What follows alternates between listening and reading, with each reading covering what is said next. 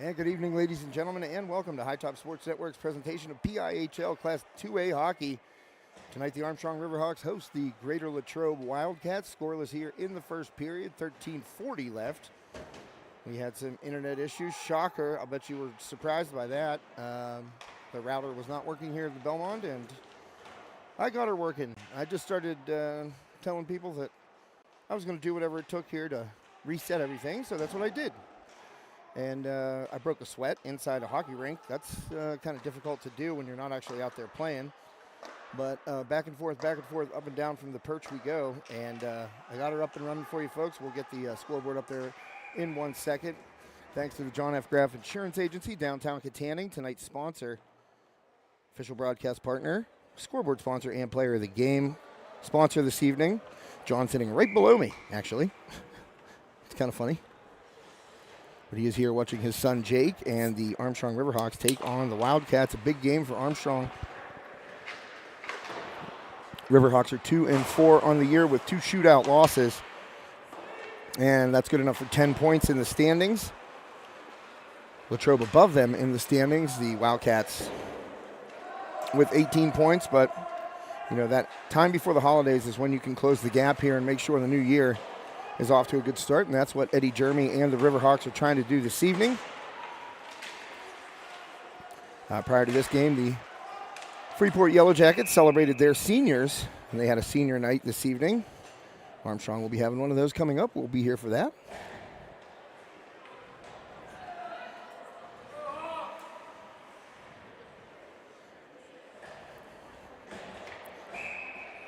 See that camera's a little tilted there. We'll fix that here in 1 second. I actually might bring it down a tick also on the height, see what that looks like. So shots on goal right now are tied at 3 apiece. Latrobe gets their 4th in on net right now. And goaltender is Rexton Huff for the Riverhawks. And that one fed to the corner. Going down after it, Casimir Duncan. And the Riverhawks come away with it. Push it up the ice. I believe that's Aiden Mirando, number 87. And trying to get it on net. Had Duncan in front there trying to post up and make some hay in front of the Latrobe goal. Nothing doing. And back down the ice for Armstrong.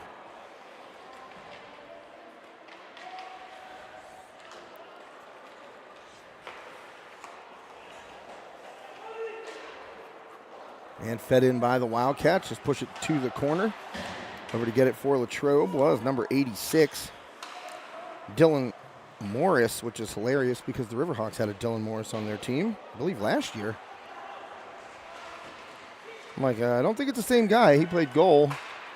The Riverhawks Dylan Morris, that is. And the Latrobe Dylan Morris is a senior forward.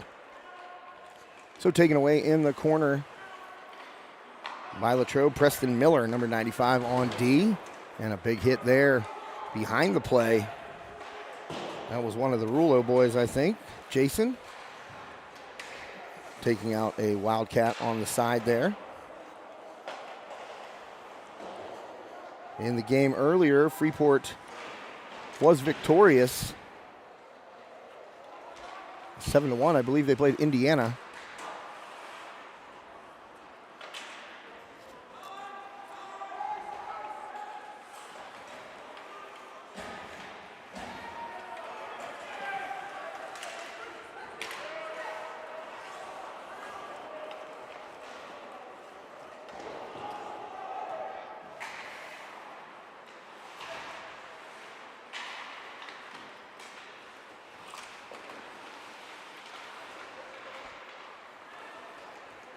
And Riverhawks trying to bring it out here.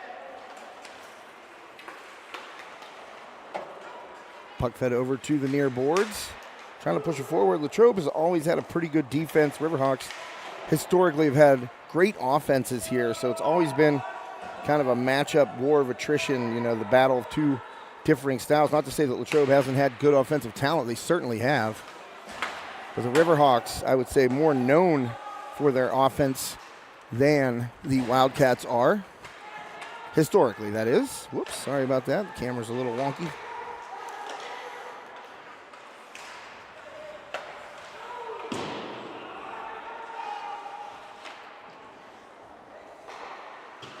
Maybe try and get it sorted away for you there.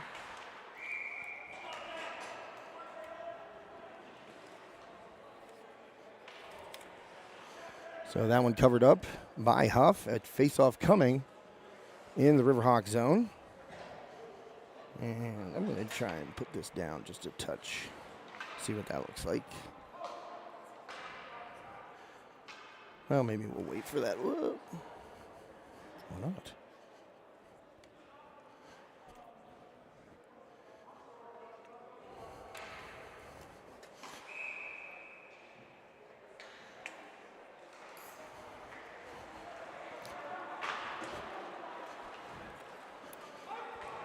Ooh, we're all over the place here. Sorry about that. Fed down into the Wildcats end there. I think if I bring it down a little bit, maybe I could zoom it. Get a little tighter on the action there in the corners.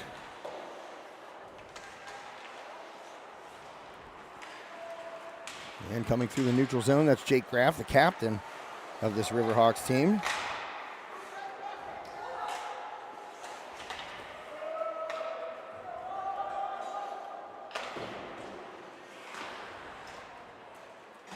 And back out to center red.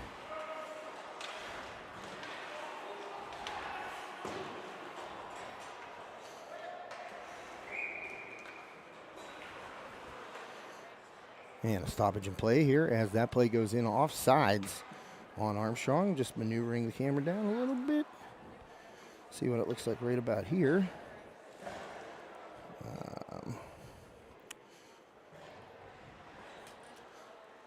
Have to move the tripod. I don't know why I decided to do this now, but hey, why not? Uh-oh.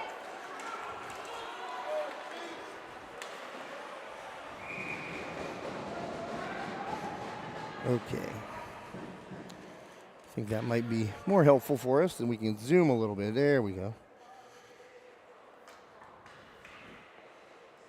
I think that is a little bit better there.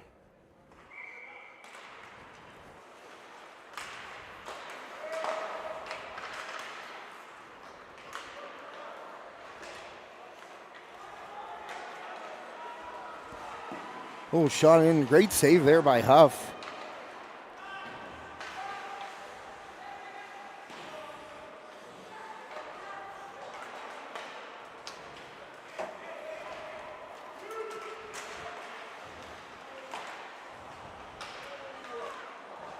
And trying to get it in on net are the Wildcats. They do not.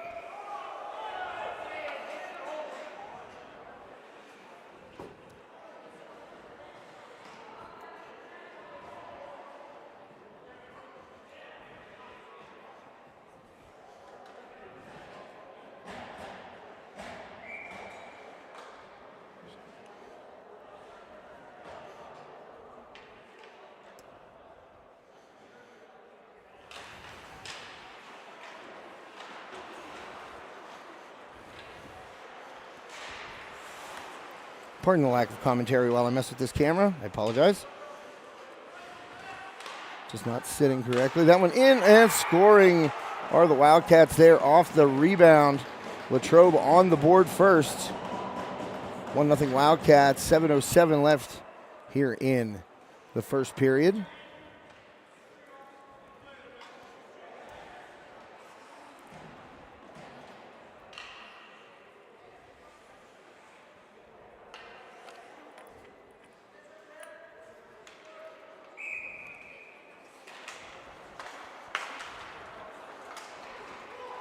Okay, now I think we got it. Finally, sorry about that, folks. Just adjusting that camera and took a little while to find it. But as I mentioned, the inconsistency of the internet everywhere we seem to go is I couldn't believe it tonight. Usually this place is spot on, but no worries. Now Graff dishing it off. Rulo on the right side there. And racing back is Preston Miller. He is plastered against the glass.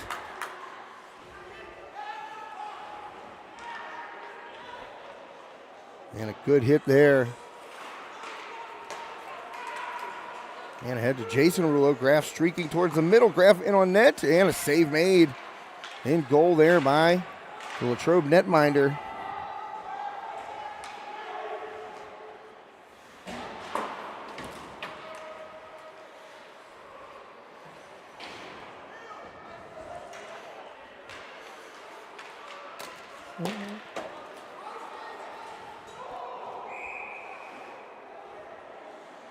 And that one's going to be an icing on Latrobe.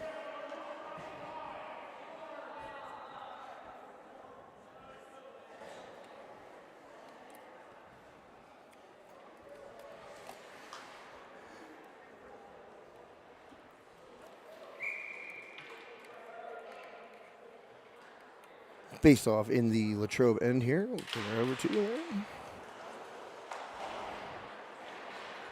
And the Wildcats control coming the other way.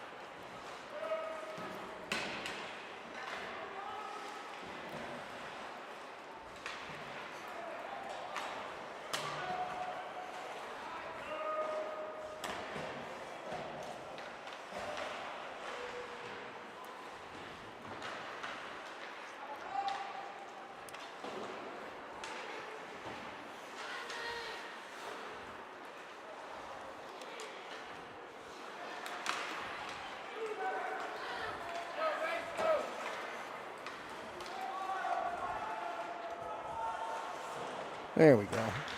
All right, folks. Camera's good now. 1-0 Latrobe. 4:26 left here in the first period.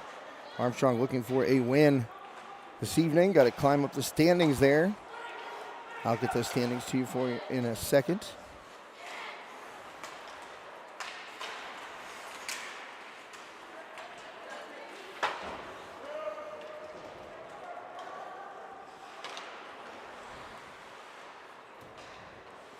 And played back below to Huff, and in the net. Oh boy, that one deflected off something. And let's see who is credited with the goal here. That is number 8 for the Wildcats. Don't see an assist up on the board yet, but number 8 is Caleb Trice for Latrobe.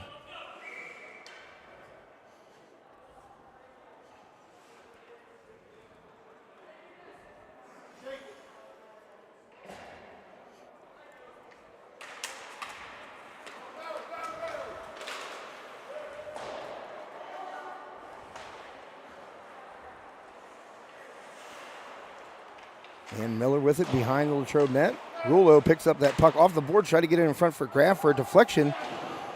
It went just wide of the net there. In goal for Latrobe, number 79, Brock Flew.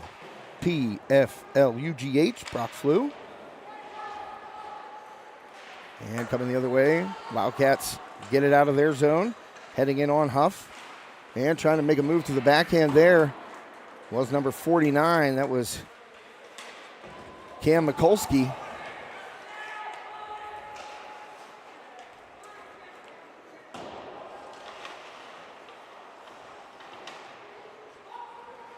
Battle for it in the corner. Ooh, high stick coming up in there by Trice. Man, that caught Rulo right under the chin. That was Josh Rulo. Caught him right under the chin there, and no penalty called. Don't know if the official even saw that, to be quite honest. It was a pretty quick blow delivered there by Trice. And now bringing it out of the zone for the Riverhawks. That's Grayson Milligan, and then down into Latrobe's end there. Behind Flew.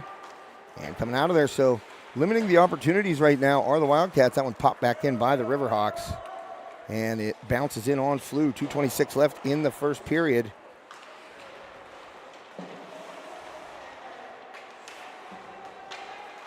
Turnover in the neutral zone. Here comes Latrobe again in on Huff.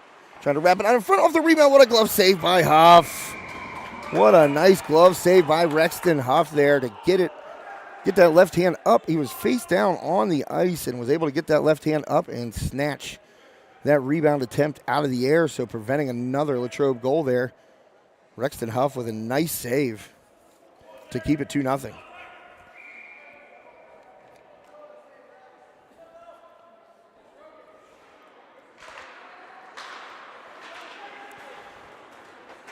And that one popped out of their own zone. Riverhawks forced it down the ice. And I've been impressed so far with the puck-moving skill of the Latrobe defenseman. And carrying it all the way up ice on cue was number 7, Robert Rossi, another defenseman. Him and Preston Miller have been really good with the puck. That one shot wide of Huff off the boards. A backhander right to the slot, open but blocked down.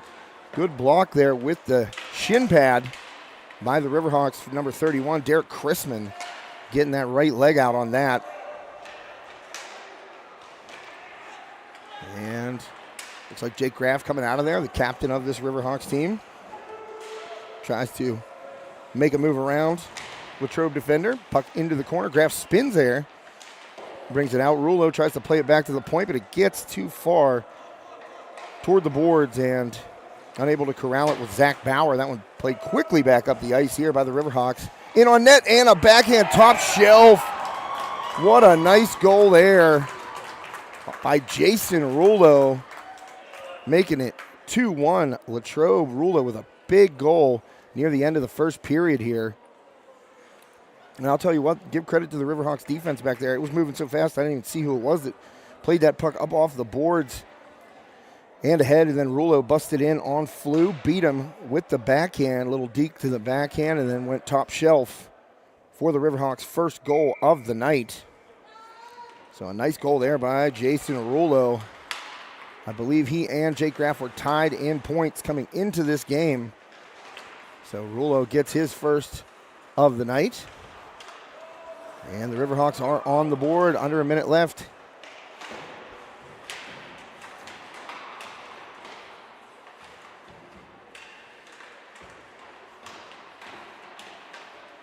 And poked out of there by Armstrong. Trice, who has a goal for the Wildcats, spins with it on the near boards here. And the Riverhawks play forward. Miller back to get it. And he plays it across to Trice. So 20 seconds. Latrobe going to try and make a rush here up the ice. Turnover, Rulo there. And trying to play it back in, but taken away by Latrobe. And offsides there by the Wildcats. Coming in a little too hot for Latrobe, number 9, Jackson Kennering, whistled for the offsides, carrying the puck with speed right there.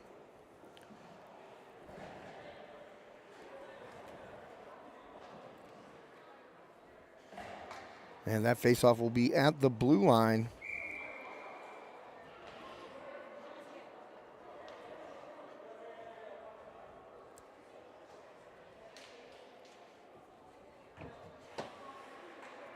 And that'll be Graff taking it for the Riverhawks. And Graff wins the faceoff. Don't know if Armstrong's going to have enough time to get down the ice. They do not, but decked at the blue line. And Mirando, well, I think they're going to call it offsides. I don't think Mirando's going to get penalized for that hit. He should not. It was very clean.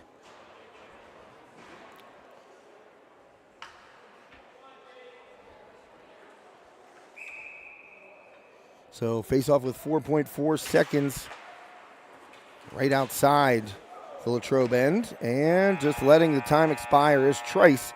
So that'll bring us to the end of the first period here at the Belmont Complex in West Tanning. Latrobe 2, Armstrong 1.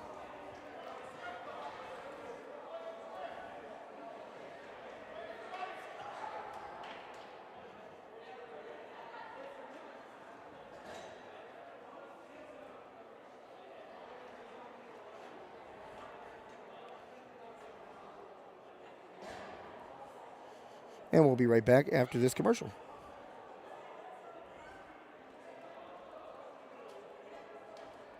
Steffi's Country Catering prepares home-style made-from-scratch dishes that will have you convinced Mom made it. Whatever the occasion, Steffi's Country Catering will have you coming back for every event year-round. Find us on Facebook to place an order or to see our Sunday specials, or call 724-54-85047.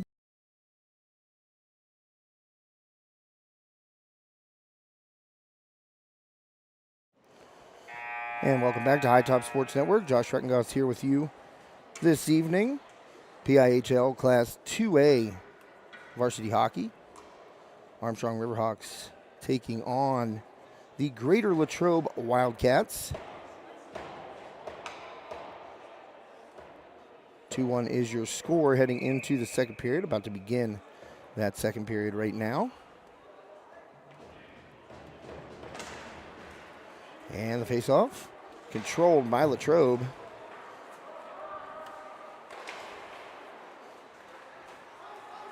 And send it back down in. That's going to be icing on the Riverhawks.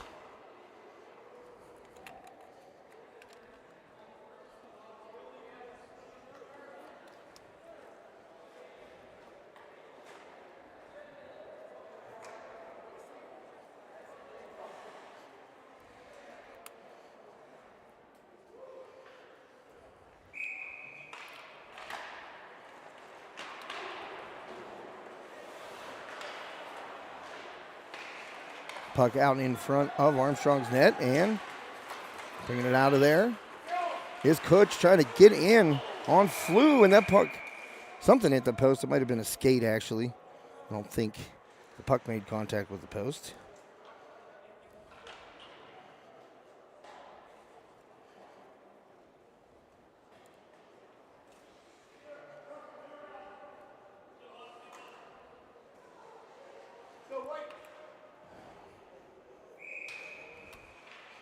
So face-off in the Latrobe end here.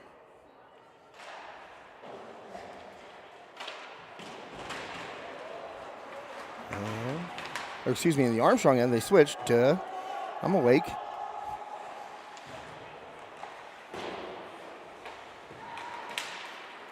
And cleared to the neutral zone. Riverhawks pick it up and move in with speed. Trying to get loose, but had a shot turned away.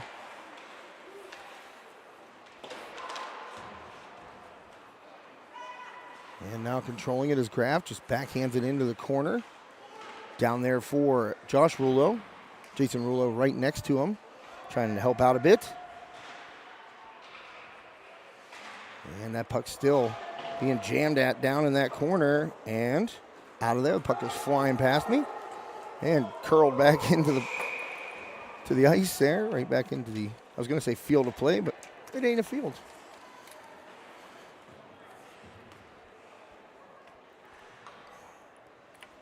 So that face-off will be coming back down to Latrobe's end. I'm going to find a place to, wish I had a thumbtack, you know? Tack these rosters up in front of me. I keep knocking them over. It's not a very large space up in this perch if you've ever been to the Belmont. It's kind of tight, even for one guy. So imagine two up here sometimes. My buddy Big Dave Hartman, not feeling great tonight, but hopefully better and ready for some hockey in the future. But Dave and I aren't small gentlemen, and when the two of us are up in this perch, it's a little hairy. Literally and figuratively.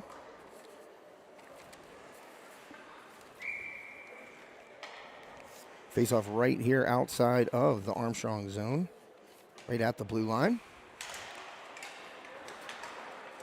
And controlled by the Riverhawks, they just poke it toward Latrobe's end. Preston Miller back to pick up the puck for the Wildcats. It's very deceptive, the orange and black color scheme. When you say Wildcats, I've been so close to saying Tigers here a couple of times just because of the orange and black. But we know they're Wildcats, don't we? And taking a hit, but able to play the puck forward to Jonas Miller. Miller trying to skate in, has it taken away from behind there by Latrobe. Back out to the neutral zone. And played in once more by the Riverhawks. And Miller going to bring it up and poked at. Knocked away there by Rulo. Jason, that is. And they feed it back in on Huff. He gloves it, throws it to the corner. And that one played too far down the ice. That'll be an icing on Armstrong.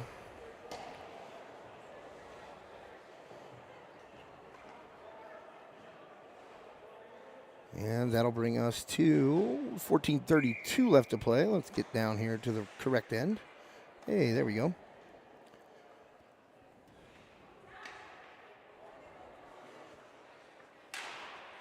So Graff going against Morris. Graff wins another faceoff. I don't think he's lost one yet. And Rulo is going to bring it out. Gets it ahead to his brother and pushes it forward. That one down into Latrobe's end behind Flew, but a turnover right in front of the net by the Riverhawks.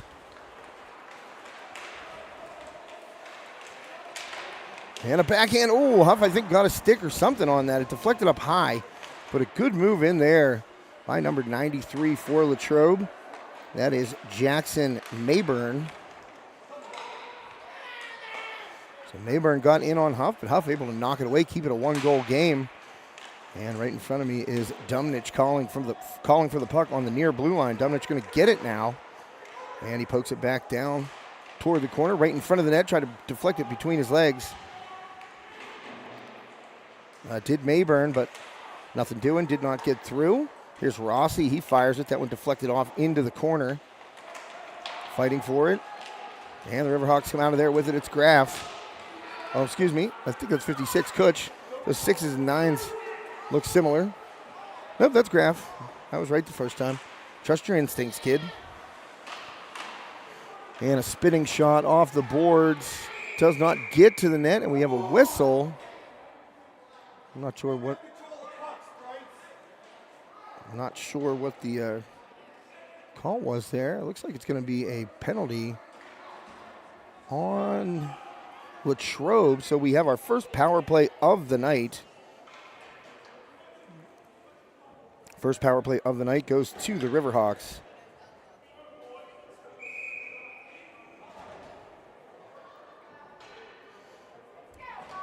And the faceoff will be to the left of Flew, the goaltender.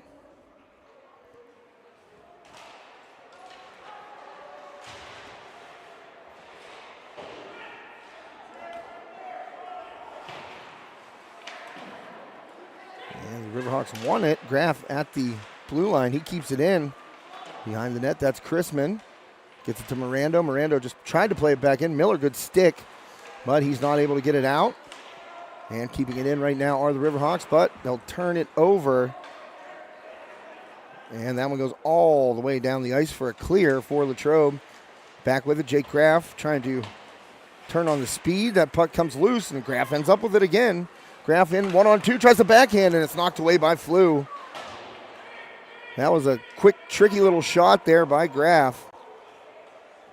He looked like he was maybe going to pull another deke there, but he had two guys in front of him, and he just kind of poked it through on the backhand, got it in on Flew, but nothing doing in terms of getting it through. Still a one-goal game. And there is exactly 1 minute of penalty time left. Riverhawks will regroup and try to bring it out. That puck too far ahead for Jonas Miller. And that one played up off the glass. Latrobe able to clear it. Latrobe's going to have a 2-on-1 if they hurry. In and firing, and that one's off the the right blocker pad of Huff. And Riverhawks coming the other way. Josh Rouleau taken down by Miller. Good defensive play there by Miller. He knocks him off the puck there without taking a penalty. Preston Miller been very impressive in the defensive zone for the Wildcats. Another clear for Latrobe. And here come the Hawks. One last rush here, maybe 15 seconds left on the penalty. In on Flew. Don't know if that one got to him. Maybe hit the side of the net there and cleared out by Latrobe all the way down to the end of the ice. Huff puts a stick on it. And a turnover there nearly for the Riverhawks. And it does come out past the blue line. So the Riverhawks clear it out of danger.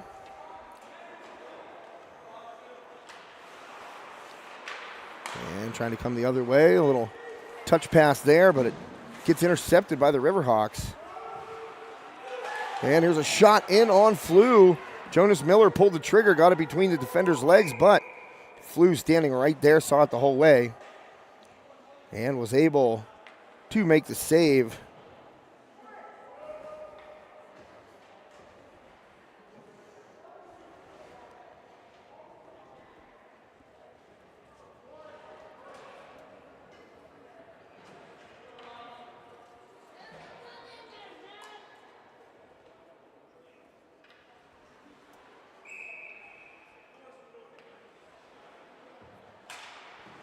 And face off in the Latrobe zone.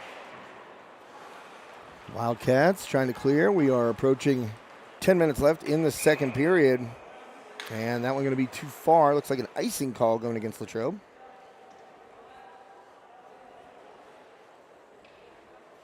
So that'll bring it down to the other end.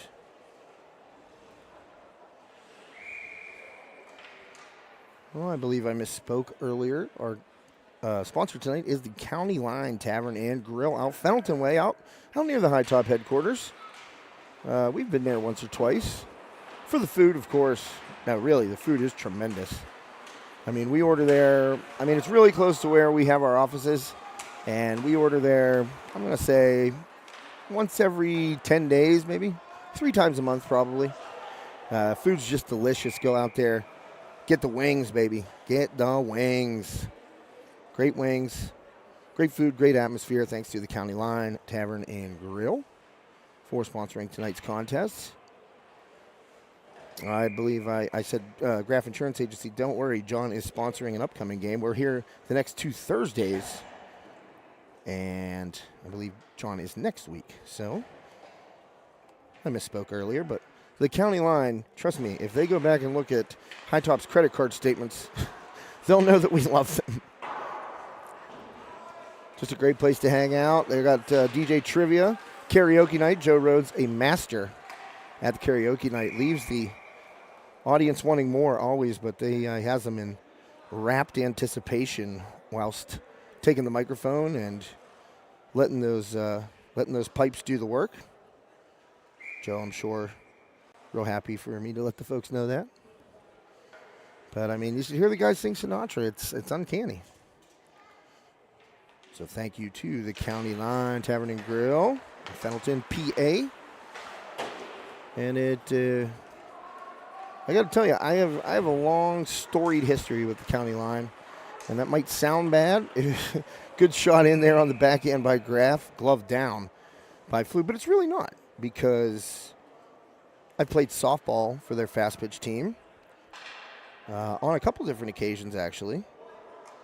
And just a bunch of good people that way. We love the County Line. And you know what? I'll tell you what. When I was playing for a different team, one year up at States, they got knocked out early, and they came and cheered for us. Just a bunch of good dudes there, always on the softball team. But the owners, John Bauer, I went to high school with him. Class of 1996, Katanning High School. He's a good dude. Great place. He totally redid it when he took over, and it is just a fantastic spot.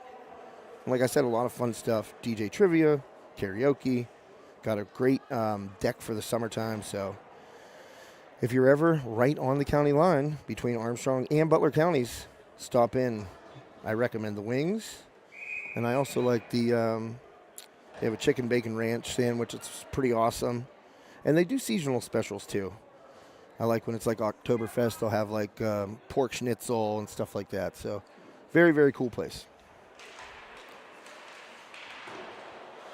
Back to the action, 2-1 Latrobe, 9:21 left. That puck gets out of the zone. Armstrong could not hold it in. And they are going to regroup. Here comes Graff, cutting through center ice. Graff pulls it back. And tried to send it to the corner, but guess who was there? I think that was, no it wasn't. Sorry, apologies. I was going to say Preston Miller, but because I just saw a 9, but that was actually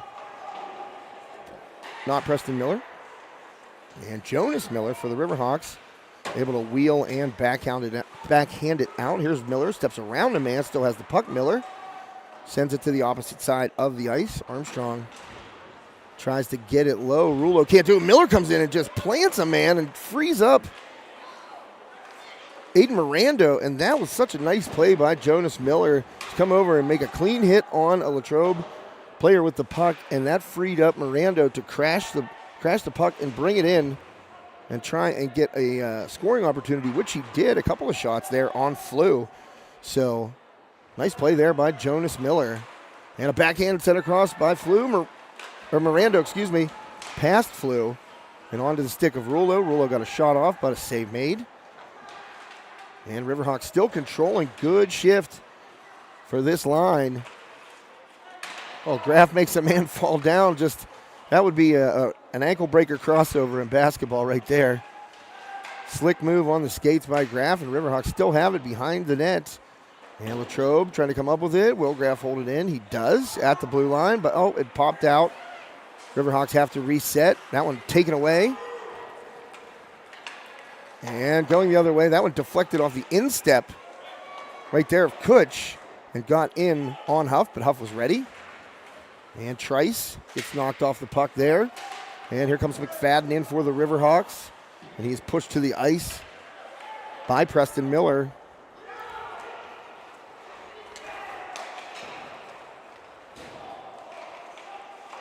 And coming the other way, firing it off the boards. That one was high and wide by number 40, Joey Crimboli.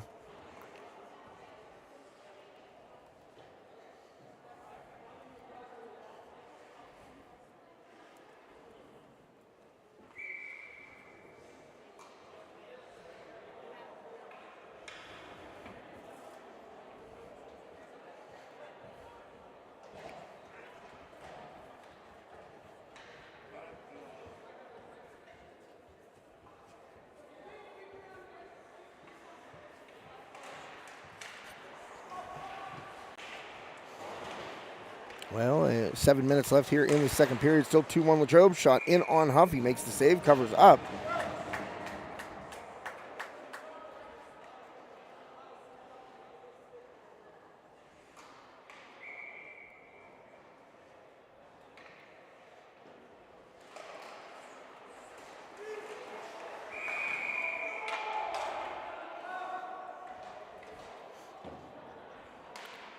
And we got a whistle there.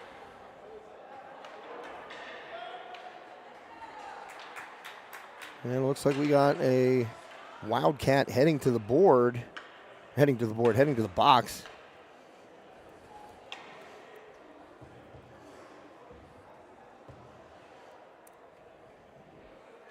I think that was number 93. I'm not sure if that was number 93. Let's see. Yep, 93 up on the board for the penalty. That was Jackson Mayburn. And sent the other way down toward Rexton Huff. And going to get it is Graff. And he's going to bring it up the ice, Jake Graff. Brings it across center red into Latrobe zone. And Graff still controlling.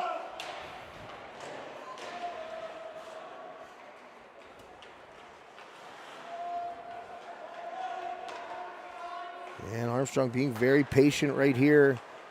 Working the puck around their blue line, trying to set up an opportunity. And let's see if they can make Latrobe pay for that penalty. That one popped back out. And regroup.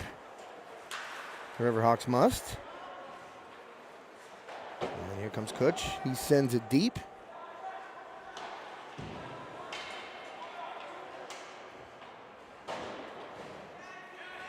And that one goes all the way down. Kutch is going to have to chase it down. And circle around.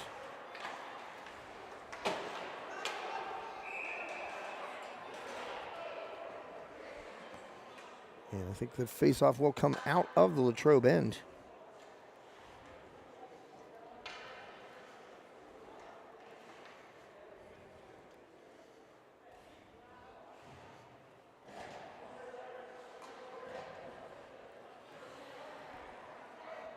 And it's going all the way down to the Armstrong zone here.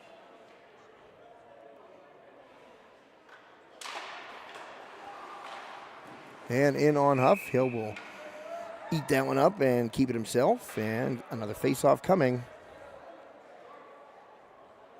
Wildcats on the penalty kill right now for another 43 seconds.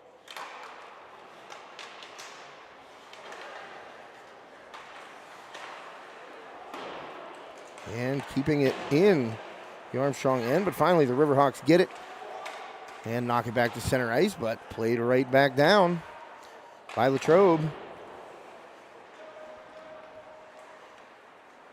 And coming the other way, that one allowed to get back into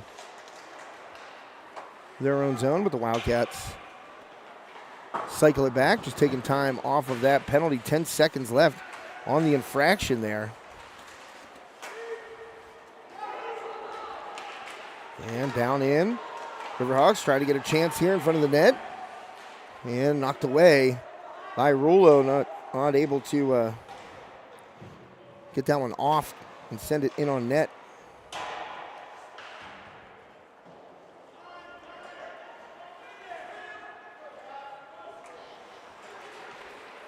And Latrobe going to bring it back up. They cross the center line and play it down.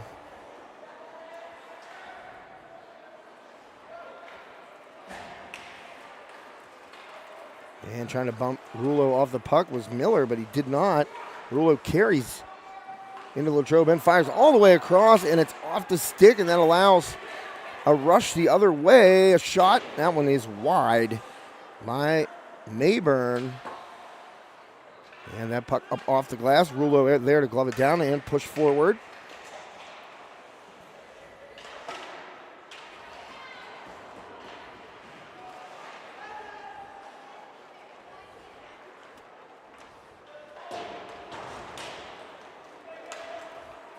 And puck going the other way.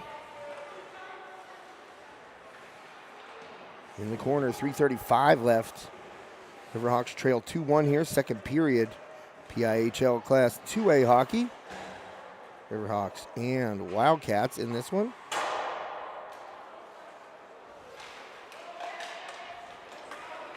And coming the other way, picked up is Bundy at center ice. He tries to feed it across, but nobody there. And the Wildcats circle back behind their own net. And bringing it forward, push it down toward the Armstrong end, and Huff raises the glove, says, "Don't touch that one, boys, it's an icing." And so the faceoff will come down all the way into the Latrobe end.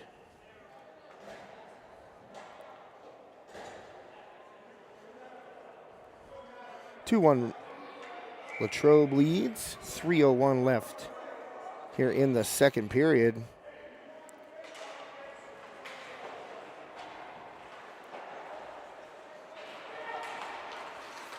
And that one pushed back towards center ice and nails the glass right in front of me. Turnover. Here comes McFadden trying to set up a shot. He gets it ahead, and the shot just wide of that far post.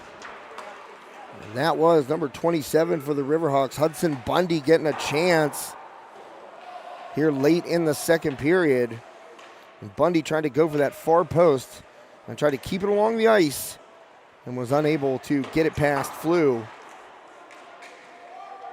So remains a one-goal Latrobe lead. That one loose near the corner of the net there by Huff, but Latrobe unable to do anything with it. And Rossi will take it at the red line. Pushes it forward, deep behind Huff. And over to get it, Schreckengost. Love that name. Even though, of course, it's spelled differently.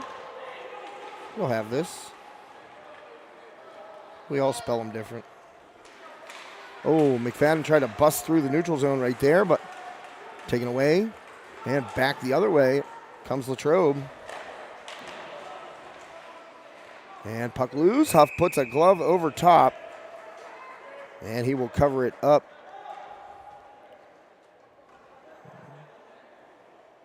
So that is Huff forcing a face-off right there. And with 1:40 left in the second period. And that one popped up off of the glass, and then forward come the Riverhawks, and they tried to get a goal late in the first. They did. They were able to score with under 2 minutes left. They're going to need to do it again here if they want to tie it up.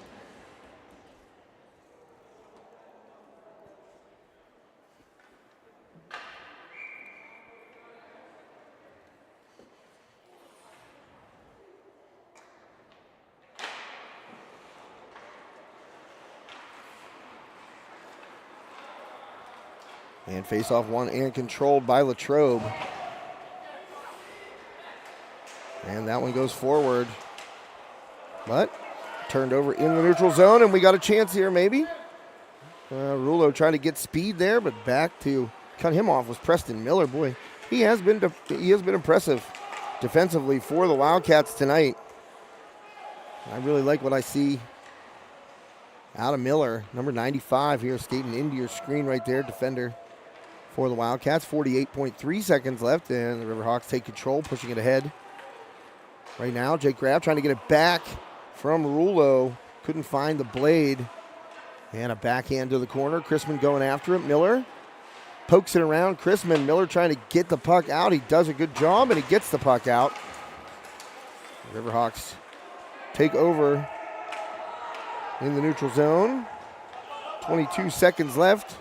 Trying to push it forward, over to cut it off is Trice. He has a goal in this game, but he turns the puck over. And back ahead, here comes Josh Rulo. And he just dumps it to the corner. And final 9 seconds ticking off here in the second period. Behind Flew, Riverhawks are not going to get a shot off here at the end of the second as the buzzer sounds. And that brings us to the end of the second period here on this County Line game night. County Line Tavern and Grill, Fenelton, PA. Check them out. You want to have a good meal, want to have some trivia. I always like the DJ trivia. I don't know how people feel about it, but I enjoy it. You know, I'm a pretty, I'm a stickler. I'm a rules guy when it comes to trivia, and I like a DJ that takes control, does not allow people to cheat with their phones, doesn't allow big groups of like 15 people that there's no way you can police. I like a DJ that rules with an iron fist. And every time I've been out to the County Line for DJ Trivia, I've enjoyed it. Same thing with karaoke. I mean, I'll get on the mic. I mean, come on now. I'll get on the mic and sing a song. I'm famously known to sing Love Hurts by Nazareth. That's one of my faves. For karaoke, I mean, I can't hit those notes even close to them, so that's why it's so much fun. Because I sound so crazy, voice cracking, whilst trying to belt out a song way out of my octave range. But also, like I said, great deck to chill out on the summertime. It's really cool.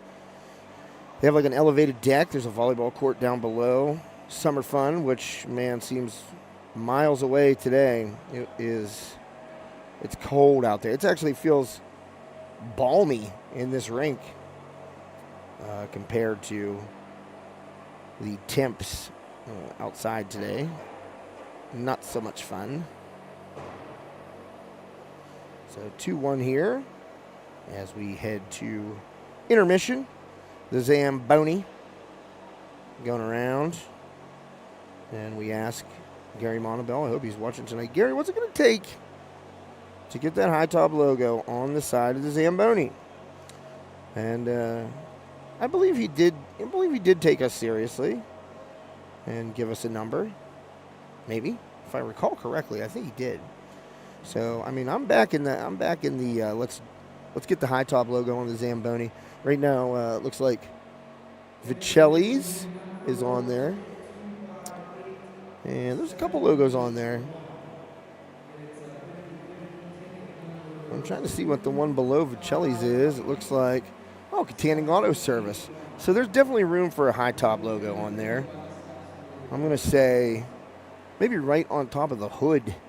Of course, nobody would see that in the crowd, so that's probably a dumb marketing scheme by myself. Yeah, probably stay away from the hood.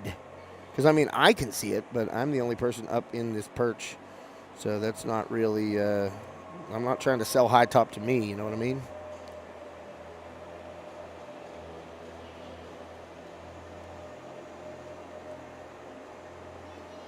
Two to 1 is your score after 2 periods of play here at the Belmont Complex. Well, I'm going to try and run down and get myself a water here. I don't know. I think the intermission's only as long as it takes the Zamboni to get around there. So started a few minutes late tonight because of the senior night for Freeport.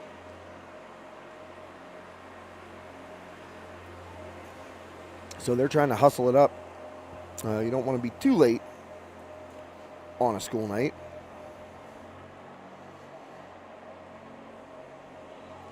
I mean, it is Thursday, so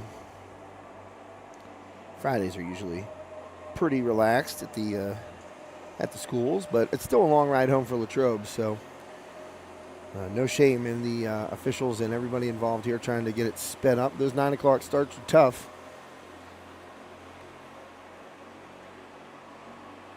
Well, I'm going to try and go over there. I'm waiting to see the concession stand line. You can kind of see it in the right corner.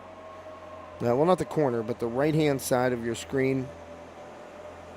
And there's people there. This is the one thing that's always confusing to me at high school sporting events. A lot of people stand, especially, high school kids, they'll stand there and talk to their friends, and I'm like, are you in line? Are you in line? Because I got a job to do here, kid. I need a glizzy and a bucket of water. And generally they're not in line. They're just having a good time, talking to their friends. So I may make a move over there, but the Zamboni's moving. I don't know if I can do it. I can talk more about the county line if you'd like. Or, let me see what else I can pull up here. Well, you know what? Let's thank one of our great sponsors. I stopped in there today, and let me tell you, the place is gleaming. And they've really, really put in some major work there. If your kid is interested in baseball, softball, getting better, or being part of a travel team, really with great instruction, great coaching, great everything. The facility is just immaculate. I stopped in there today. It's Armstrong Indoor Athletics, downtown Katanning. And I was just kind of in awe. I remember when they first started. I remember that, the equipment was, it was used. It was dinged up. It had been around. People were contributing. And I walked in there today. Let me tell you, I would send my kids there in a heartbeat. I know the people that own it. I know the instructors that work there. That's one of the main reasons why I would send my kids there. But also, just the facilities. It just looked so nice when I was in there today. And I got to tell you, if you're interested in winning, there were a heck of a lot of trophies and awards lining the wall, banners, big trophies. There's a nice trophy case in there, and it steadily is getting fuller and fuller as the years progress. But check them out. And before I run their commercial really quickly, you can kind of get a look at the facility real fast. I wanted to tell you that I spoke with Keith Schaefer, one of the partners that owns AIA, Armstrong Indoor Athletics, and he and I were talking, and he said about, hey, let the people know what we got going on. And I said, well, that's my job, Keith. And so I'm going to let you know what they have going on right now. There is a college membership discount, so you can get some work in if you're a college athlete, or if, you want to work on your game, prior to the season over winter break. You can do that at Armstrong Indoor Athletics. And I will maybe pull this up for you.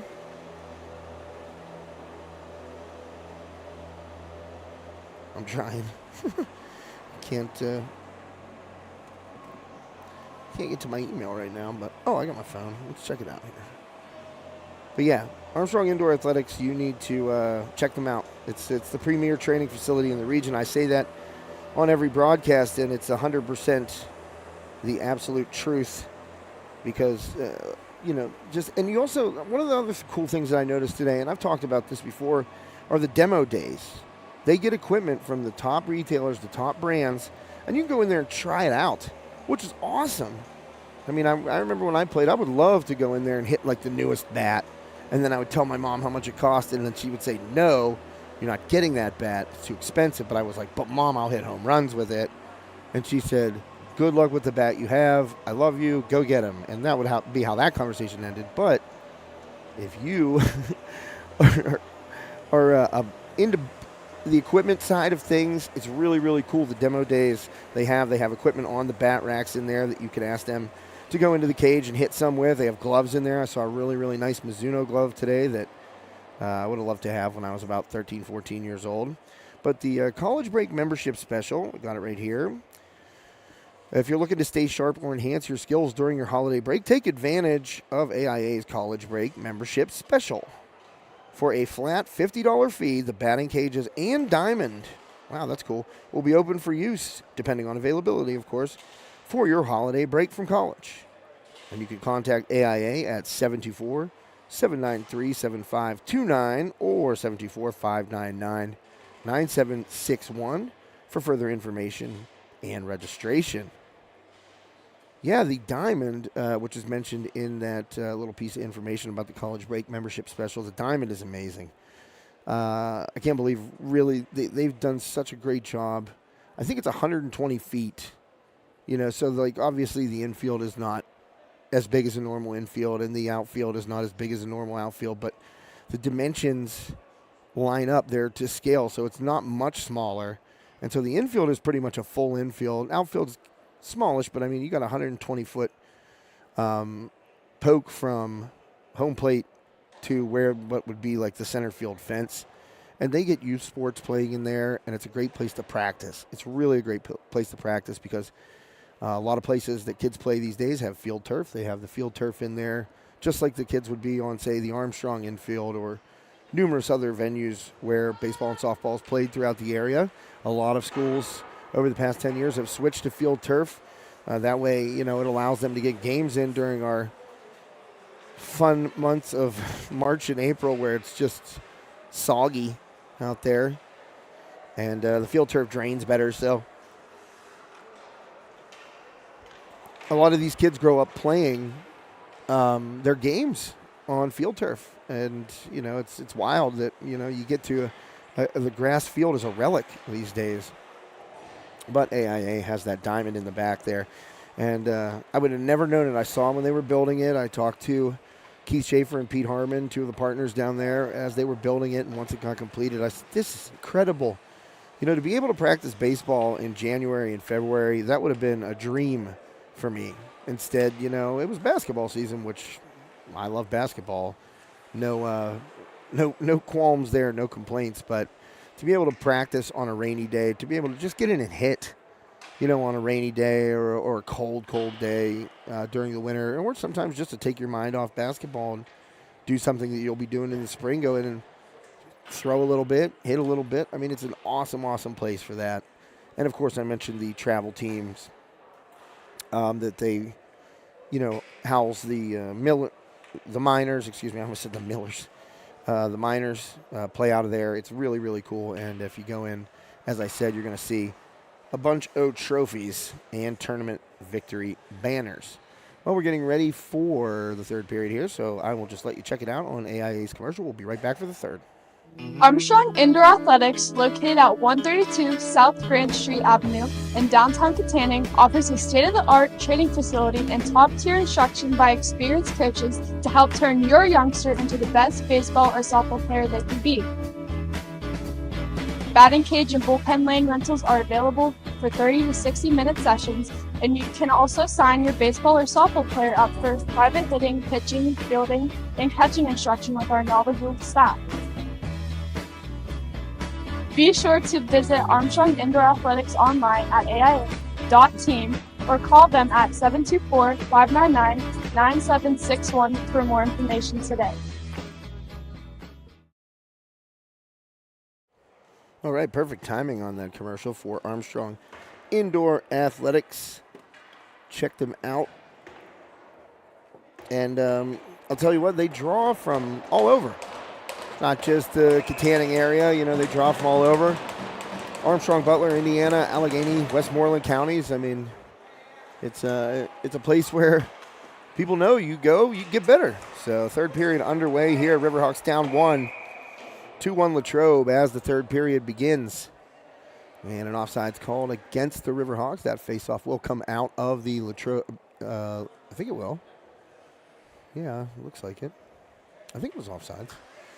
I just kind of looked like that, so.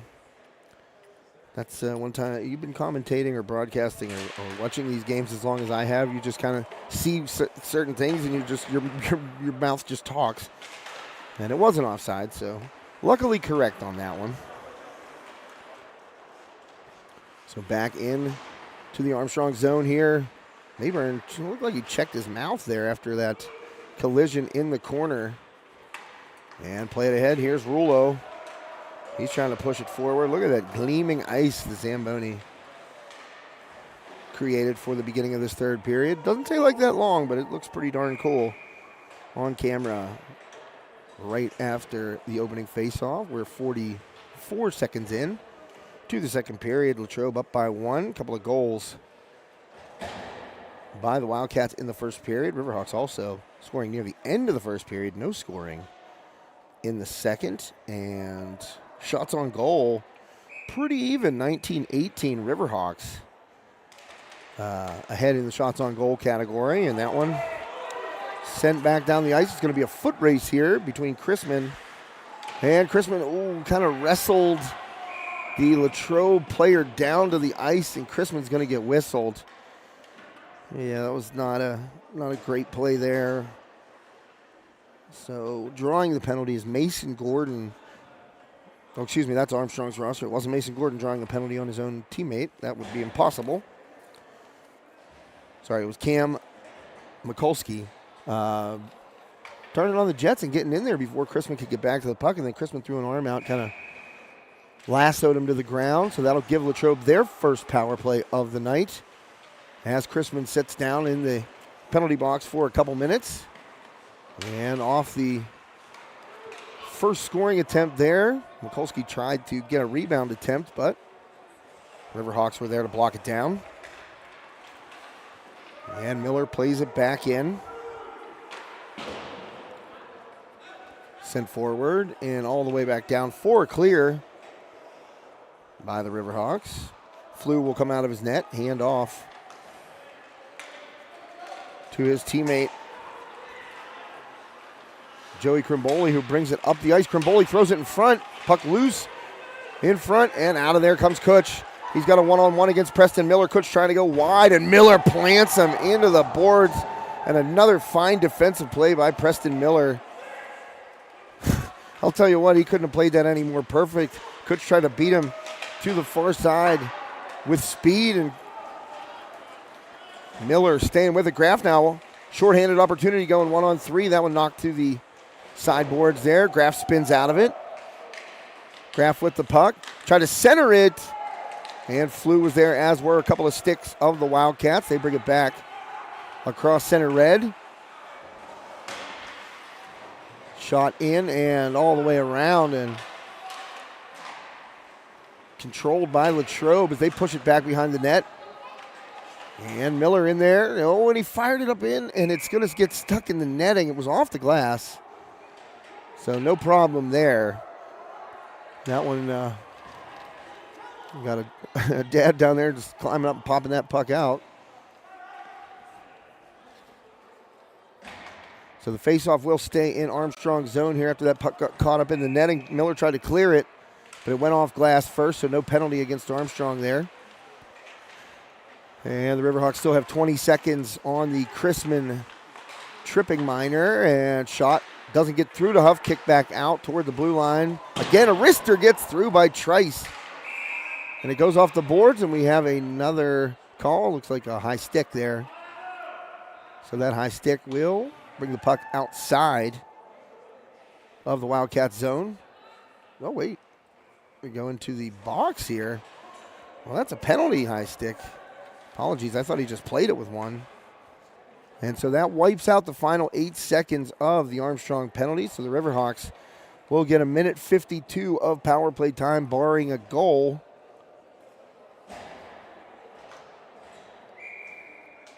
And the faceoff goes all the way down to the left of Flew. And in to take the face-off for the Riverhawks is Rulo. And fighting for the puck, coming out of there with it is Miller. He sends it back to Kutch at the blue line, 4-on-4. Kutch fires in, that one in the belly of Flew, fighting for it in front and in the net. Rulo got a stick on it, or was it Jonas Miller? I'm not sure. The Riverhawks tie this one up at exactly 14 minutes left. And that's just hustle right there. Hard work and hustle by the Riverhawks. And they did score that on the power play just 5 seconds into that power play. So technically a power play goal, even though I don't think it really got started. And that goal is either going to be given to Rulo or Miller. They were both in there fighting for it. We'll see how they score it here. And off the faceoff, Riverhawks control.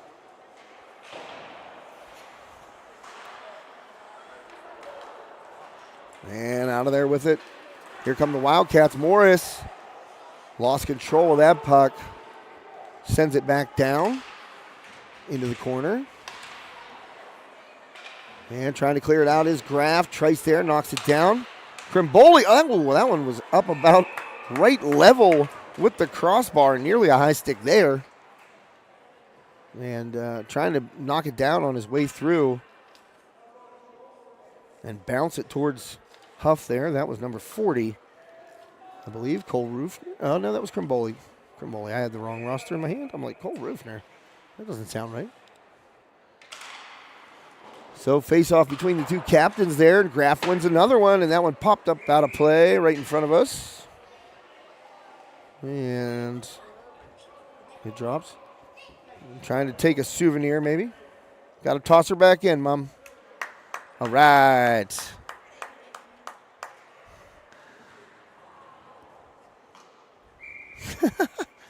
Oh, boy. You got to love it. She wanted it. She stuck it right in her pocket, but you know what? Cooler heads prevail. That one off the faceoff. Good shot there in on net from the blue line. That was Bryant Dumnich. And Latrobe pressing again, but Aiden Mirando, good stick there. And he'll pop it up across the red line and down into the Latrobe end. Play it off the boards. Around here comes Rulo. He takes the puck right away. Nice play by Rulo. Graff in front of the net all by himself there, but Rulo couldn't get it to him. What a quick stick there by Josh Rulo. Took it right away. And that centering pass cut off by Chrisman. He does not get it out. Rossi able to hold it in. And Rossi goes to the corner, send it in front. That loose puck corralled by Graff and sent all the way down and just wide of the net. So it'll be icing on the Riverhawks. 12:33 left, third period. All tied up at 2. Whoops. I got so excited by the game. I did not update the score. Trust me, it's a tie game. And to be quite honest, I don't know who they gave that second goal to. I didn't see it on the scoreboard. So we're tied at 2, 12:31 left. And heading the other way, this line has had a couple of nice chances. Bundy out there with Miller, and Miller tries to fire one on net. Flew there, knocking it down, and a scrum in front of the net. And knocked to the ice and knocked a helmet off there. Evan Heilman taking some punishment. And Heilman up, and we're going to see a Wildcat skate to the sin bin. Number 49, Cam Mikulski. He's been in the mix just about everywhere, but he's going to go sit down for a couple minutes. Riverhawks a golden opportunity here to take the lead. 12:17 left, third period. PIHL Class 2A hockey. Big game for Armstrong. Looks like going to get a line change here before the face-off. Graff, Rulo, Miller, and Chrisman out there right now. And it looks like Jonas Miller going to take the face-off. And Graff is back. And he'll control it now at the blue line. Graff skates to the center. Drops it off to Jason Rulo. He fires. Chrisman looking for the deflection. Comes across to Josh Rulo. He controls back to Graff. Graff puts it on net. That one deflected as well. And fighting for it in front are the Riverhawks. Puck still loose. And a clear by the Wildcats. Some extra activity. Oh, and tripped up right in front of the official. Jonas Miller draws the penalty.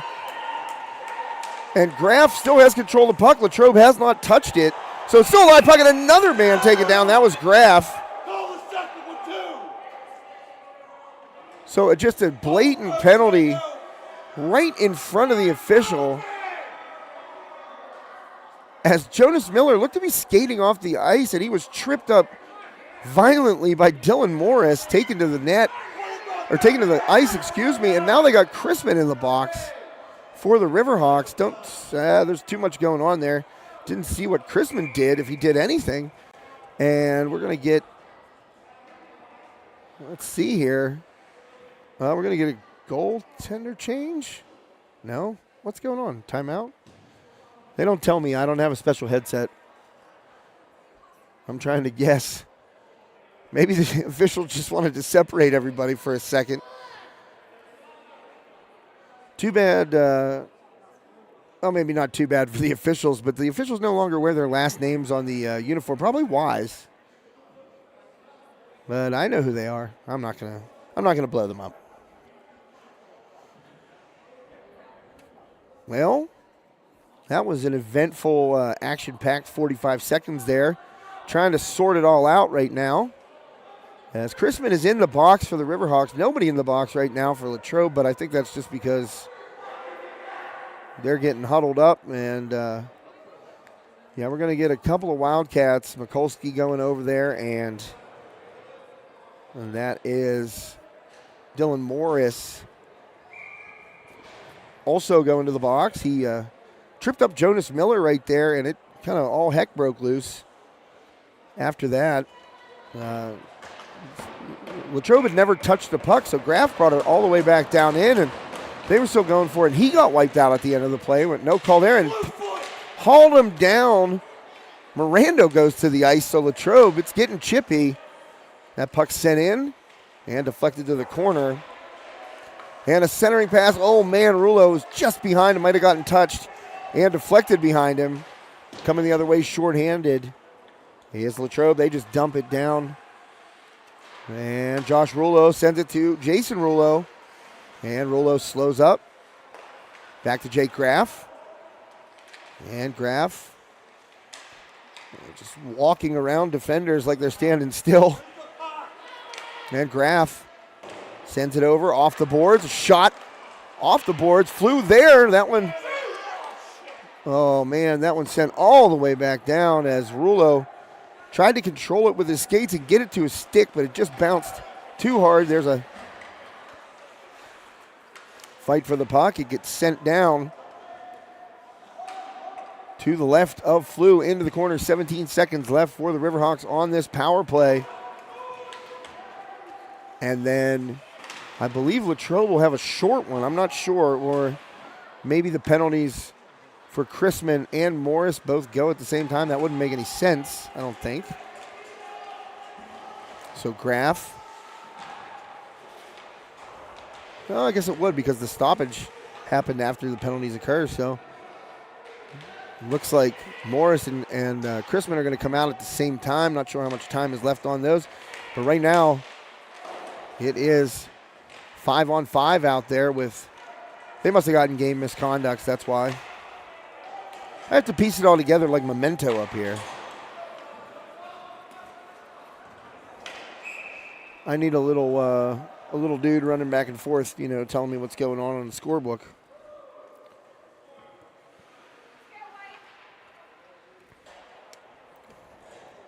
That's a lot of talking for the kid. I had to hydrate. All tied up to a piece, third period here. 9:44 left in regulation. Riverhawks, 2 shootout losses on the year. They probably want to avoid a Kutch fires on blocker save away. Up and off the net. Flew getting that right arm out and using the blocker to knock it away.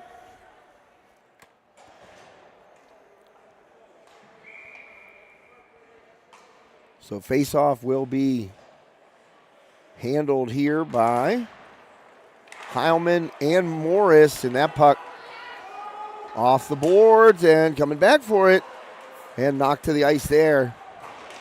but able to play the puck. And it comes out of the Armstrong zone.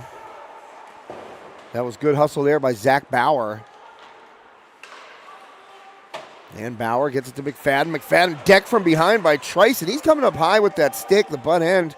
Twice now I've seen him do that, and a big hit in the corner as Preston Miller might go right now, and I didn't. Honestly, I thought what Trice has been doing is kind of like worse.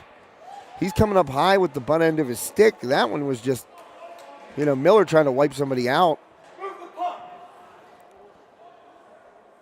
So the Riverhawks back on the man advantage here. And 9:10 left in regulation. One of the first two periods flew right by, but we've had whistles galore here in the third. Face-off won by Miller to Graff. Over to Rulo. That one off of Flew. He didn't know where it was. Goes to the corner. Riverhawks control. Graff. Oh, turned it over. Nope, it stays in. Big break for the Riverhawks. Here's Rulo.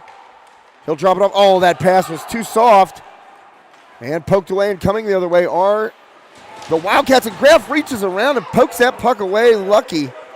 Jake Graff didn't get whistled right there. That was all the way around reach. And firing is Mirando into the gut of Flew, and it trickles free, but after the whistle, I don't know, that puck might have still been moving. A quick whistle, it kind of trickled out of Flew's padding and was going toward the goal line, but the whistle had already been blown, so. Latrobe maybe catching a break right there, but they still have 1 minute and 26 seconds of penalty time to kill. And the Riverhawks have seized momentum. They are up in shots on goal, 32-21. Boy, they have outshot Latrobe in this period, 13-3. And a deflection there by Miller goes wide of Flew. Trying to keep it in is Rulo. He can't. And Rulo going to reset, sends it across. And back to Graff. And Graff leaves it for Miller. Miller to Rulo. And the Riverhawks will set up all the way across the ice, looking for Chrisman in the corner, but it bounces away. Down to Miller. And Rulo trying to come in and pick that puck out of there. He does, expertly. Rulo centering pass, looking for Graff cutting back door, but good awareness there by Jackson Mayburn. Out there on the penalty kill, and Kutch goes into the corner. Mayburn hits him, but Kutch unfazed. And the Wildcats come out of there with it, get it ahead. Here's Crimboli. Crimboli trying to break in on Huff. Drops it off. That shot into the net. How did it get through? Oh, boy, and a rather excitable Mayburn celebration there after that one. Pardon me. Oh, man, that had to get deflected by something. Huff had the angle on it. I don't know what it hit. And it wasn't an overpowering shot in terms of velocity, but it got through. It had to have deflected off a stick or a skate or something in front of Huff there, and it gets in. So the Riverhawks fall behind by a goal. 7:34 left, a shorthanded goal there by Mayburn. The difference right now, Latrobe up 3-2. And we got a whistle as the puck is in the Latrobe end. Wow, big goal there, and it, I don't know about the celebration afterwards. It was kind of ridiculous. But, hey, it's an emotional game, so Mirando fires on, and the glove hand save there by Flew. 7:17 left here, third period. So Armstrong going to make a line change here. Top line back out. Miller, Graff, and Rulo. Graff now moving to that left wing spot. He's been all over, if not taking the faceoffs. And Latrobe going to get out of there with it. Got a 2-on. Well, Riverhawks hustle back. And that one off the outside of the post. And that pass just behind Rulo. He slows up, hits the brakes just in time to get it, and a whistle. And what do we got here? We have an injured player. And that stopped a breakout there by the Riverhawks, the whistle. And the Armstrong bench not too pleased because that player down behind the play really did stop Armstrong from breaking out. And up off the ice, being helped by a couple of teammates, is the player that went down for Latrobe.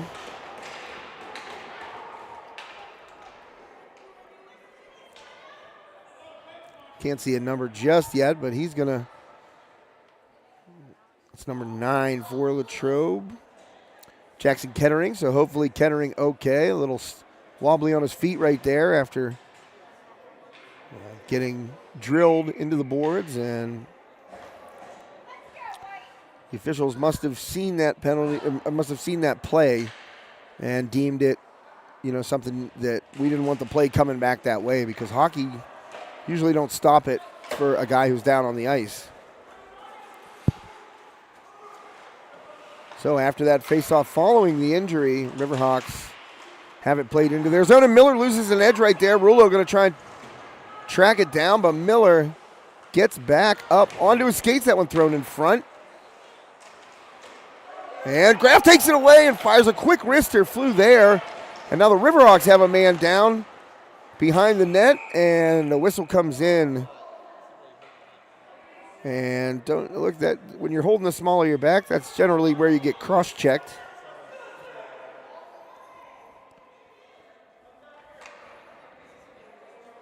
So on the ice right now is number 19. I believe that's Bundy. So hopefully Bundy okay. He's, like I said, grabbing the small of his back right there. And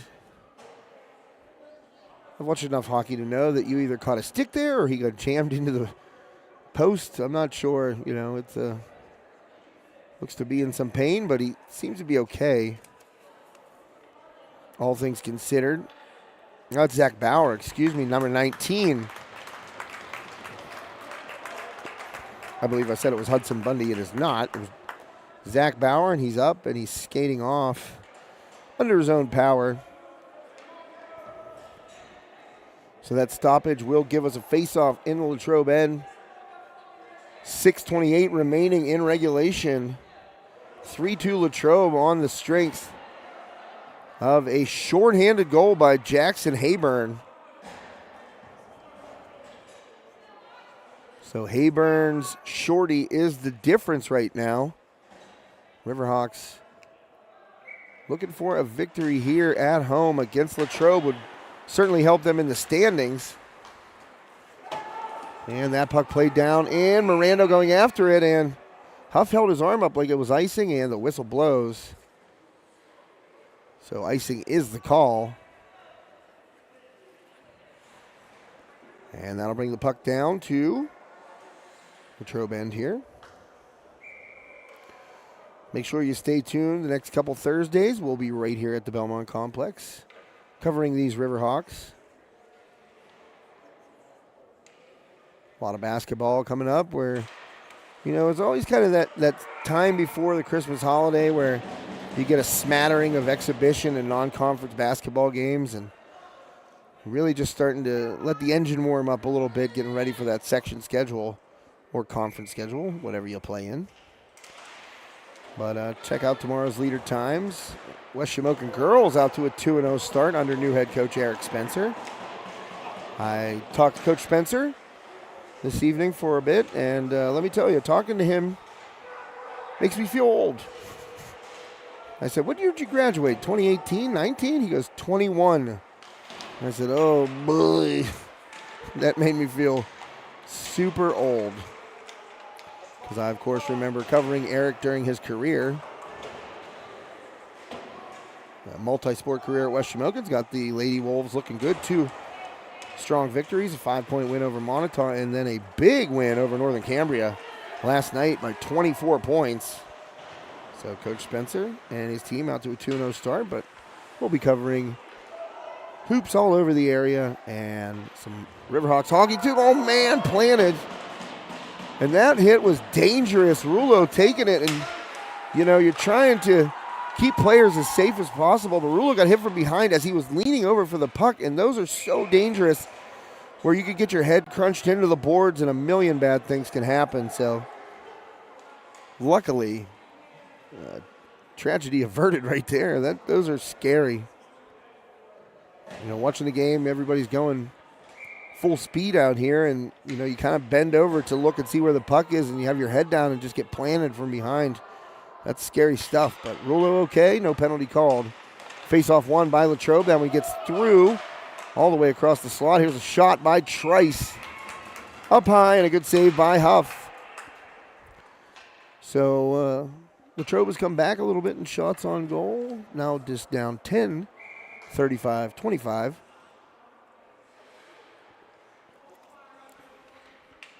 And the face-off to the left of Rexton Huff.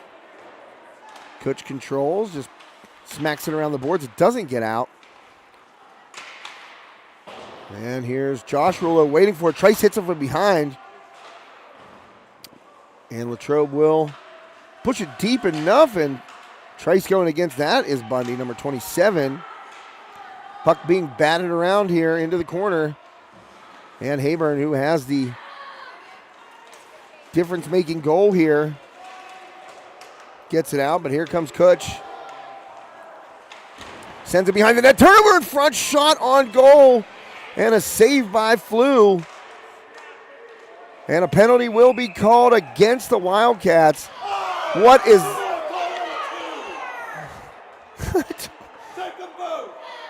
I don't understand why you would do that. I mean, hockey is such an emotional game. Like, these guys are so fired up out there, and it's one game more than any other at the high school level where you see guys just lose control of their emotions, and the adrenaline's flowing, and you just want to crack somebody. But after the whistle like that, I mean, you're looking for a one-way ticket to the showers. We're going to get a penalty here on number 86. Dylan Morris gets the penalty call. So the Riverhawks going to get a power play. 4:18 left. Face-off won by Armstrong. And popped back. Miranda sends it across. Graff plays it off the boards. Graff surveys. Graff looking around. Has the puck and sends it across. And Rulo over there. He tries to center. That one goes past everyone. Graff off of the boards, took a shot, put it on net. And that one skips out of the zone. Miranda back to get it. Sends it across, but that one's turned over. Mikulski, he loses the puck. Here comes Rulo the other way for Armstrong. And a fight for it on the far side boards there. And banking it off the boards and down into the Armstrong zone. That was Dumnich getting it out defensively. Here's Graff, takes over the puck at center ice. And it's poked away from him. Krimboli coming back one-on-one. He gets Kutch turned around, but a nice stick by Kutch as he goes to the ice. And then knocks it away from Krimboli into the corner. And a shot. That one blocked down by the Riverhawks, never got through. And Armstrong going to have to reset. 42 seconds left. 3 minutes exactly left in regulation. Armstrong trails by a goal here. And an equalizer sorely needed right now by the Riverhawks. 30 seconds left on the penalty. Kutch, loose puck center ice. Kutch comes up with it. And he gives it off to Josh Rulo. Rulo drops it back to Kutch. Kutch plays it into the corner behind the Latrobe net. Puck comes loose. And Krimboli is there. Fires it across. And Latrobe will clear. That one shot in on Huff. He makes the save. 10 seconds left on the power play. And bringing the puck up the ice. That was Bauer, and a whistle as the puck got lost up in the... That might have gone into the Latrobe bench and then touched up and back onto the ice there. Well, I'm going to say Coach Jeremy might use a timeout here. I think he has one. I don't know what happened on that whole melee scrum when teams were separated, but no. Coach Jeremy does not use the TO. I can't. There's no thing on the scoreboard to tell me if he has one left. So I'm not sure what happened whenever the The melee broke loose and the teams were separated there. And Mirando plays it down low. Teams are all even strength now. 2:07 remaining. That puck loose in front of Flew.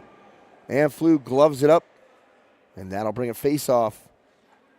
Riverhawks will have another chance here deep in the end of the Wildcats. 2:05 left, 3-2. Latrobe on top. Right now, Jason Rulo with Miller to his right and Graff to his left. Rulo controls. Riverhawks have been good on the faceoffs. And Graff going after the puck right there, trying to strip Trice from behind, but unable to do so as that puck gets deep. And we're under 2 minutes to play in regulation. Time is winding down on the Riverhawks. Crimboli throws a shoulder into Jonas Miller. Miller able to come up with that puck, and Crimboli takes it away from Miller. Here comes Mirando trying to rub Crimboli off the puck. And that puck gets over the stick of Trice. And Jake Graff going to give chase. And Trice, I'm not sure if Rulo got a stick on that, but it goes up into the netting there on the left side of the goaltender. Drops back down. So 90 seconds left. Oh, excuse me, 120 seconds left, right? No, what is that? 80. I can't add or tell time, apparently. And a timeout will be taken by Coach Eddie Jeremy and the Riverhawks with, yes, I'm going to say it correctly here, 60 seconds in a minute plus 20 is 80 seconds left. Look at that. You know, they say that you don't learn things in elementary school that stay with you for the rest of your life. Well, apparently I did not learn how to add time. I can't believe it. What did I say first? 120 seconds. Well, that kind of makes some sense because there's a minute 20 left. Then I said 90, which is a minute 30, which everybody who microwaves stuff knows 90 seconds is a minute and a half. So 3 chances it took me, but I got it right. So Armstrong, they really got to put something together here in the final. I'm telling you, I'm looking at them like, that's not right. But it is. In the final 80 seconds of play here. Armstrong 2-4 in regulation on the year with those 2 shootout losses.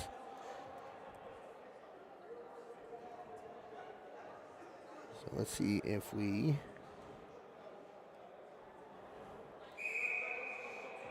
can get those standings up here for you real quick before the timeout. Here we go, double A. Double A. Well, that's not showing me the standings. Not cool. Here we go. And the Riverhawks out of the timeout here, trying to muster up a miracle. An equalizing goal is in need for the Riverhawks.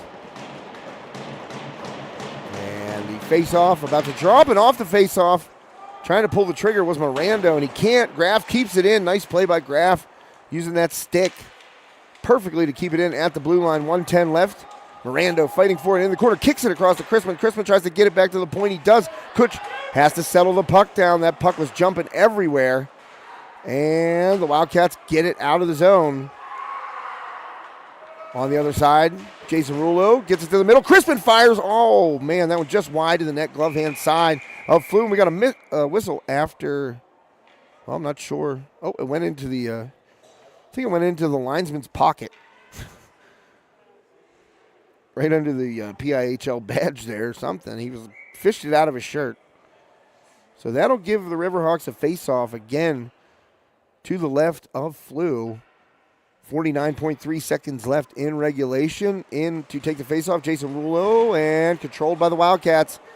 And just pushed down toward the empty net. That one's going to go wide left. And Armstrong, or wide right, I guess. I'm on the other side of that. Armstrong will get an icing call there, so not much time elapsing, about 7 seconds. And missing that empty net. So right back to where we were, face-off controlled by the Riverhawks. Over to Graff. Graff shoots, deflection in front. Flew there, Riverhawks pounding for it. Mirando fished it out. And that whistle went quick. There was no way That's a tough one. That whistle was off quick. And, I mean, they were banging at the right pad. And Mirando pulled that puck out right as the whistle blew. I mean, you can't get much closer. 34.7 seconds left. And face-off controlled and popped out there by the Wildcats, but Armstrong at center ice, puck bouncing around. And a turnover there. Miller got it pulled away. And an empty net shot. It's off the post outside. And 12.4 seconds left. Riverhawks have to do something. That one blocked by Kutch, the empty net. And the final 4-3, Graff just fires it down the ice. And that'll do it. The Riverhawks fall at home here to Latrobe. 3-2, the game-winning goal scored in shorthanded fashion with about 9 minutes left in the third period. And it was Jackson Hayburn who got that shorthanded goal. Hayburn, the hero tonight for the Wildcats, as Latrobe takes a 3-2 decision from Armstrong in this PIHL Class 2A hockey matchup. Riverhawks fought back, tied this game up, and they were buzzing. Ended up outshooting the Wildcats 42-26. In that third period, the Riverhawks registered 23 shots to Latrobe's 8. But one of those 8 was the shorthanded wrister by Hayburn that somehow found its way into the net, got past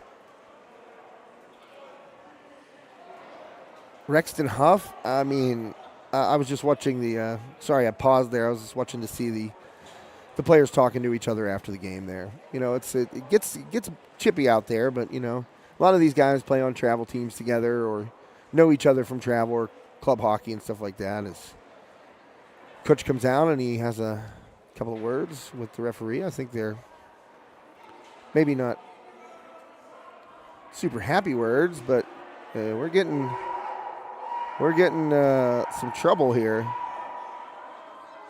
Coach Jeremy doesn't look too pleased as he is exchanging pleasantries with a couple of the Latrobe coaches, it looks like. Well, Jeremy finally heads to the bench. Jake Graff still over there on the bench. The only Riverhawk still seated.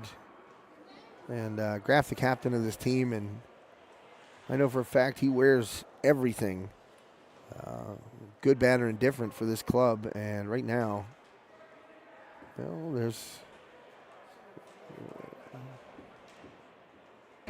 Well, I don't know if that was Coach Jeremy, actually. I don't think it was. I just saw the tossle hat from behind, and it's Glenn Kilgore. Well, you know, I love Glenn. He's a good dude. He's a very passionate guy, and it was actually Coach Kilgore that was speaking to one of the Latrobe coaches. Not sure who the coach is on Latrobe, but Coach Kilgore, you know, he gets fired up. I've seen him coach multiple sports, and he gets fired up. Listen, there's nothing wrong with being competitive. I like Coach Kilgore a lot. I think he's good for the program, good for the kids around here, and a good dude. So, sorry, Coach Jeremy. I thought it was you. I saw the tossle hat. I thought it was you. It wasn't. It was Coach Kilgore, and now I'm going to break his chops a little bit for exchanging pleasantries with the Latrobe coaching staff after the game and having to be pulled away by one of his players. He's funny. That would have been Colin Kutch. So Coach Kilgore might need a cold shower after this one. A passionate, tough, hard-fought game here at the Belmont tonight. But ultimately, the score on the board, well, it's not on the board. They just shut it off. The final score on the board is Latrobe 3, Armstrong 2, and that's a tough loss for the Riverhawks to take in the standings. County Line Tavern and Grill, thank you to John Bauer and all the fine folks out at the County Line, a favored haunt of the High Top Sports Network crew. Coming into this game, Armstrong was sitting just behind Latrobe in the standings, but 8 points back. So this 2 points for Latrobe puts a little more distance between them and the Riverhawks. And, you got to give the Riverhawks credit, man. They came buzzing in that third period, tied the game. All the momentum on their side, outshot Latrobe 23-8 in the final period. Just couldn't get that equalizer after Hayburn found the net shorthanded. So tough one here for the Riverhawks to take tonight. Final score again: Greater Latrobe Wildcats 3, Armstrong Riverhawks 2. Thank you for tuning in this evening. We'll have some hoops on the way tomorrow. Be sure to check our social. Well, we'll hopefully have hoops. I mean, there was winter weather today, so the hoops that we had on the docket were canceled. I'm hoping that we're able to do some basketball tomorrow. It's a lot nicer to be in a warm gym than it is to be in a cold press box, or warm press box than it is to be in a cold rink. But you know what? Great game here tonight. Both teams really fought hard, worked hard. Got to see a pretty sweet exhibition of skills by these student athletes. So thanks to them for putting on a good show, and thanks also to the County Line Tavern and Grill. And thanks to John Graff Insurance Agency. They'll be our sponsor on an upcoming broadcast, I think next week. I just had John confused with the County Line for this week, so thanks to both places, John F. Graff Insurance Agency and County Line Tavern and Grill. They both rule, and they're both the reason why we get to bring you Armstrong Riverhawks hockey this season. So make sure, if you're a hockey fan, hey, tune in next week. We'll be here Thursday night. And you can always tune in pretty much every day of the week prior to the Christmas holiday. There's a basketball game somewhere. And if there's a basketball game somewhere, you know that High Top's trying to be there. We're hoops guys. Myself and Mr. Rhodes, we love the hoops. That's the only thing, I'm going to be quite honest, and I can speak for Joe on this one. I know his feelings. That's the only thing that makes winter tolerable. You know, I am not a huge fan, and the older I get, it gets worse and worse. So I'm pretty sure I can speak for Joe and say, guess what? The only thing that makes basketball, or the only thing that makes winter tolerable is hoops. So we'll be doing some hoops. Make sure to tune in. Check us out. Facebook, Instagram, Twitter Face, Snaphead, whatever it's all called. I don't know. The Snappy Chats. We don't have one of those, I don't think. But that's really the only way that these kids engage with us these days. Check us out on social media. Of course, you can visit the website, hightopsportsnetwork.com. And after the new year, some improvements and some different sections coming to the website, I believe. And an easier way to get in touch with us if you want to become a sponsor. Of course, you can reach out to us, staff at High Top Sports Network. That's the email address, 724-824-3554. That's the office number. Reach out. You want to sponsor a broadcast? We're here for you. And, perfect example was this game tonight. The Riverhawks boosters reached out to us. Of course, we don't take money from the boosters or the schools. So we said, cool, if you can find us some sponsors, we'll be there. And, of course, multiple businesses stepped up, just as they did last year and the year before that for this program. And we are here tonight, and we'll be here on the 12th and the 19th. So be sure to tune in. And then after the new year, have a better idea of how much more hockey we're going to do. I believe might be some Freeport games on deck as well. So just, you want to know what we're up to? Stay locked on our social media, and we will let you know. All right, that's going to do it for me. My hands are frozen. I'm going to get out of here. I'm the last person sitting in a seat as the Zamboni makes its way across the ice. So adios. I'm out of here. Wildcats 3, Riverhawks 2. Thanks for tuning in tonight to this broadcast on High Top Sports Network. My name is Josh Schreckengoss, wishing you a wonderful evening. Stay safe. Be well.